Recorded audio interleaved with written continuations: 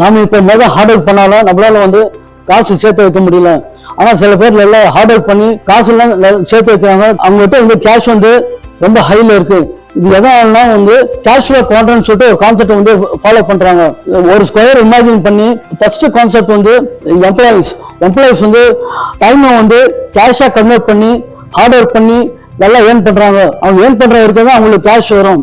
Second வந்து self employees வந்து freelancers, doctors, lawyers அவங்க வந்து ஹார்ட் ஒர்க் பண்ணி ஒர்க் பண்ற வரைக்கும் தான் அவங்க வந்து காசு வரும். அவங்க ஹார்ட் ஒர்க் பண்ணா அது பேர் காசு வராது. தேர்ட் வந்து பிசினஸ் ஓனர்ஸ் வந்து அவங்க வந்து காசு வந்து நல்ல ஒரு டீமை வந்து பில்டப் பண்ணி அவங்க வந்து கேஷ் ஜென்ரேட் ஆகிற மாதிரி ஃபார்ம் பண்ணி லைஃப்ல நல்லா காசு வந்து ஏர்ன் பண்ணிட்டு இருப்பாங்க.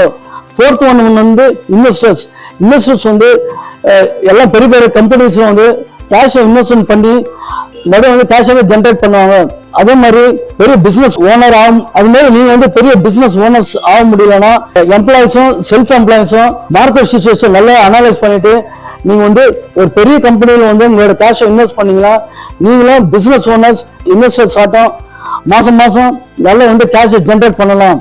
இது மாதிரி நிறைய வீடியோஸை வந்து நீங்க பார்க்கணும்னா நம்ம சேனலை சப்ஸ்கிரைப் பண்ணுங்க, லைக் பண்ணுங்க. Thank you very much.